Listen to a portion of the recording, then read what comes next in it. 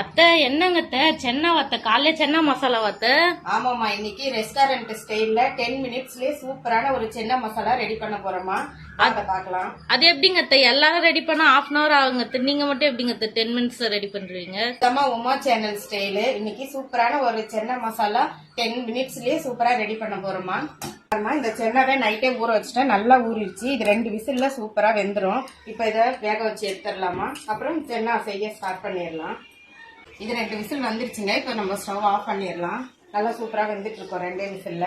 இப்ப நம்ம இந்த சென்னா மசாலாக்கு என்னென்ன வெங்காயம் தக்காளி எல்லாம் எவ்வளவு இன்கிரீடியன்ஸ்னு பார்க்கலாம் வாங்க. பாருங்க, இது மீடியம் சைஸ் 3 வெங்காயம் எடுத்திருக்கோங்க. இப்ப நாங்க 5 பேருக்கு செய்யறதுக்காக இது எடுத்திருக்கோம். இது தக்காளி மீடியம் சைஸ் 3 தக்காளி எடுங்க. கொஞ்சம் நல்லா நார்மல் சைஸாவே போதும். கொஞ்சம் கொத்தமல்லி, கொஞ்சம் கருவேப்பிலை, பாருங்க புதினா இலை கொஞ்சம் அலசி வச்சிருக்கேன். செய்ய ஸ்டார்ட் பண்ணிடலாங்க. அப்புறம் இஞ்சி பூண்டு பேஸ்ட் 1 ஸ்பூன் எடுத்துக்கலாங்க. இவ்வளவுதான் இதுக்கு தேவையான பொருள். இப்ப செய்யலாங்க. இப்போ கடாய் வச்சு நம்ம ஆயில் போட்டுடலாங்க. கொஞ்சம் ஆயில் கொஞ்சம் தாராளமா விட்டுக்குங்க. ஏன்னா சென்னா மசாலாக்கு கொஞ்சம் ஆயில் இருந்தா நல்லா இருக்கும். பாருங்க, இந்த சென்னா மசாலாக்கு நல்லா டேஸ்ட் கொடுக்கறது என்னன்னா, அந்த சீக்ரெட் என்னன்னாக்கா இந்த நெய் தாங்க. இதுல 1 ஸ்பூன் நெய் விட்டு நீங்க செய்ய ஸ்டார்ட் பண்ணீங்கன்னாவே நல்ல டேஸ்ட் கொடுக்குங்க. அதுவும் இல்லாம நீங்க வீடியோ ஸ்கிப் பண்ணாம பாருங்க. அப்பதான் உங்களுக்கு இது எப்படி நான் செய்யறேன் அப்படிங்கறது உங்களுக்கு நல்லா புரியும்.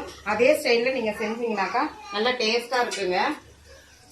இப்ப நம்ம பட்டை, சோம்பு, லவங்கம் இதெல்லாம் போட்டுடலாங்க. அது பொரியட்டும். பாருங்க பொரிஞ்சிருச்சு. இப்போ வெங்காயம் போட்டுடலாங்க.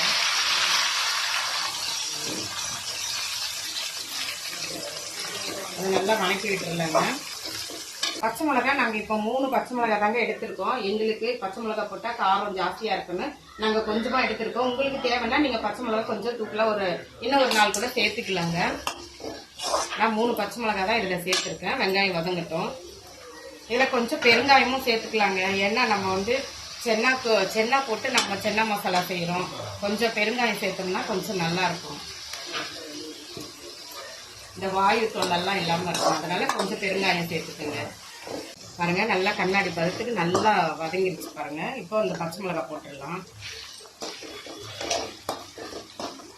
கட் பண்ணி வச்ச தக்காளி, கருவேப்பிலை, மல்லி இதெல்லாம் போட்டுடலாங்க. பாருங்க, எப்பவுமே நம்ம தக்காளி வெங்காயம் வதக்கிறதுக்கு இந்த 1 ஸ்பூனும் 1/2 ஸ்பூனும் உப்பு, கல் உப்பு போட்டீங்கன்னா சீக்கிரமா அதை வதங்கிடுங்க. இப்ப நம்ம அதை போட்டு நல்லா வதக்கி விட்டுடலாம். இந்த தக்காளி வெங்காயம் எல்லாம் நல்லா சீக்கிரமா வதங்கி வந்துடும். கொஞ்சம் மூடி போட்டு மூடிடலாம்.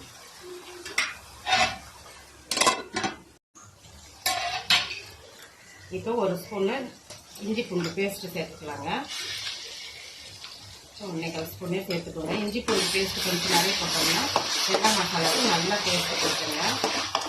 இப்போ நான் சொன்னேன் இல்லைங்களா, அந்த சீக்ரெட் மசாலா சீக்ரெட்டுக்கு நம்ம நெய் போட்டா டேஸ்டா இருக்குன்னு. நிறைய பேர் இந்த நெய் விரும்ப மாட்டாங்க, கொலஸ்ட்ரால் அப்படின்னு சொல்லிட்டு நெய் அவாய்ட் பண்ணுவாங்க.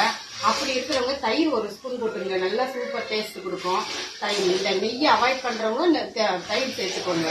அது தயிர் வேணான்றவங்க நெய் சேர்த்துக்கோங்க. நல்லா டேஸ்ட் நல்லா இருக்குங்க. இதுதாங்க சீக்ரெட்டு. வீடியோ ஸ்கிப் பண்ணாம பாருங்க, அப்பதான் உங்களுக்கு புரியும். பாருங்க, சூப்பரா வதங்கி வந்துருச்சு. இப்ப நம்ம வீட்டில் அரைச்ச மிளகாத்தூளுங்க. இதை 3 ஸ்பூன் போட்டுக்கிறேங்க. இது எங்களுக்கு காரத்துக்கு திட்டமா இருக்கும். உங்களுக்கு காரத்துக்கு திட்டமா பார்த்து போட்டுக்கோங்க. நம்ம ஆல்ரெடி உப்பு போட்டு வேக வச்சுக்கோங்க. கொஞ்சம் 1/2 ஸ்பூன் உப்பு போட்டிருக்கோம் சென்னா மசாலால. அதனால திட்டமா பார்த்து போட்டுக்கோங்க. இதுல உப்பு போடும்போது திட்டமா போட்டுக்கோங்க.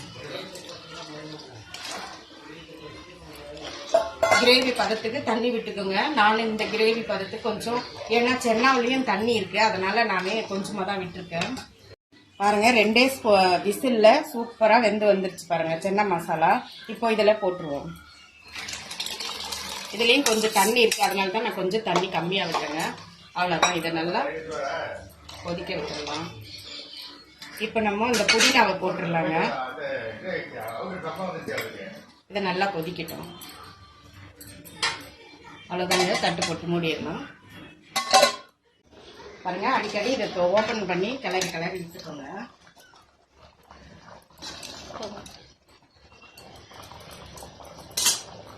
இன்னும் கொஞ்சம் கிரேவி பதத்துக்கு சாப்பிட்டேன். பாருங்க, சூப்பரா கிரேவி பதத்துக்கு வந்துருச்சு. இப்ப நம்ம ஸ்டவ் ஆஃப் பண்ணிடலாங்க.